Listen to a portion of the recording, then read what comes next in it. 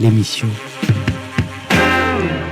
Mais tout de suite, Amandine reçoit Sonia Garcia-Tahar de l'association France-Amérique latine.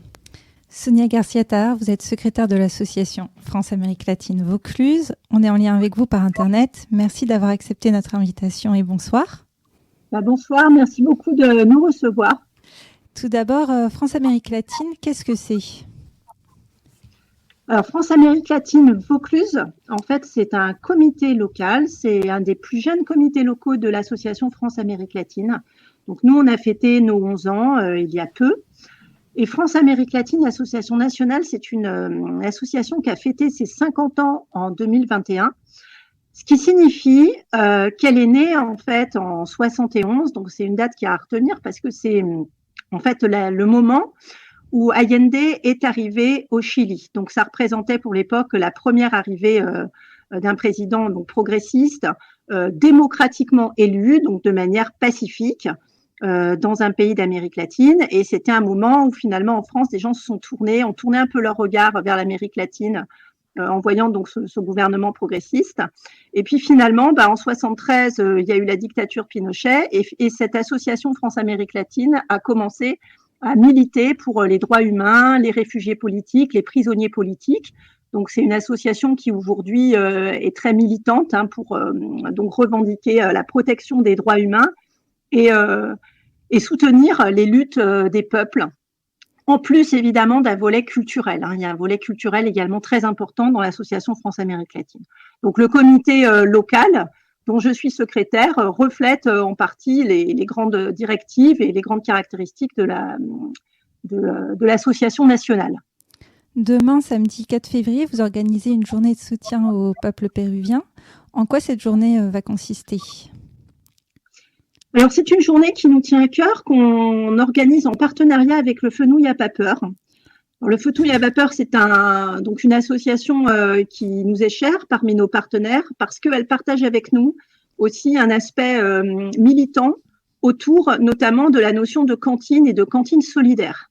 Donc, c'est autour de cette notion-là que va s'articuler également cette journée du 4 février en soutien donc aux manifestations qui aujourd'hui ont cours au Pérou, des manifestations qui sont réprimées dans le sang, puisque on va recevoir en premier, donc dès 16h, un monsieur qui est péruvien, qui s'appelle Miguel Podestá, qui est écrivain, qui est aussi un universitaire. Il est en train de finir un travail de recherche sur la violence politique au Pérou. Et il est aussi cuisinier par ailleurs. C'est son métier. Il est chef cuisinier, notamment à Marseille. Alors, c'est intéressant cette double casquette parce que, en fait, au cœur des luttes et des manifestations, il y a ce qu'on appelle la olla común, c'est-à-dire la marmite collective, puisque beaucoup de manifestants, en fait, sont issus de classes extrêmement pauvres. Et donc, il y a vraiment une naissance de mouvement autour de finalement ce que nous on appellerait des soupes populaires, mais qui n'ont pas ce côté caritatif que peut avoir la soupe populaire en France.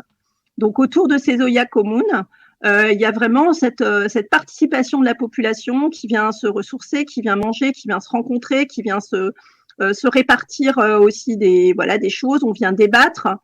Nous, ce qu'on voudrait le 4 février, c'est commencer cette journée avec ce chef cuisinier, puis ensuite continuer avec un lien Zoom en Amérique latine à Cusco, au Pérou, où se trouve actuellement Bruno Briard, qui est le président de notre association, et son épouse Marisol, qui est péruvienne, et qui ont proposé en fait de prendre des contacts au milieu de ces ollas comunes de Cusco, et notamment donc de la Plaza Tupac Amaru, où se déroulent des manifestations constantes.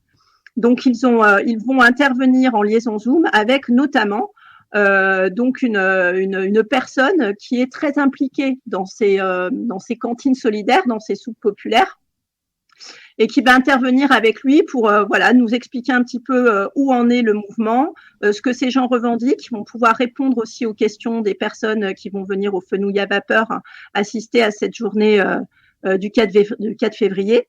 Et après cette liaison de Zoom, on va lancer notre cantine solidaire à nous, où on a Miguel Podestá, qui est donc le chef cuisinier péruvien, et Angelo Simino, qui est lui aussi chef cuisinier et chilien. et qui, lui, œuvre dans notre association puisqu'il est vice-président de FAL 84. Donc, tous les deux vont ouvrir cette cantine solidaire. Alors, ils nous réservent une surprise.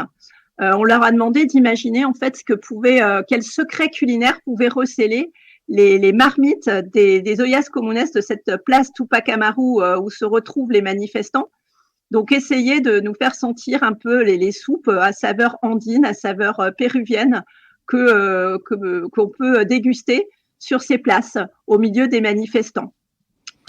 Donc tous les bénéfices de cette soirée en tout cas seront reversés aux ollas comunes de cette place Tupac Amaru. Donc c'est notre manière aussi de soutenir ces gens-là, et on finira la soirée en musique avec des flûtes andines, et Marcelo Charengo qui devrait nous animer cette soirée-là.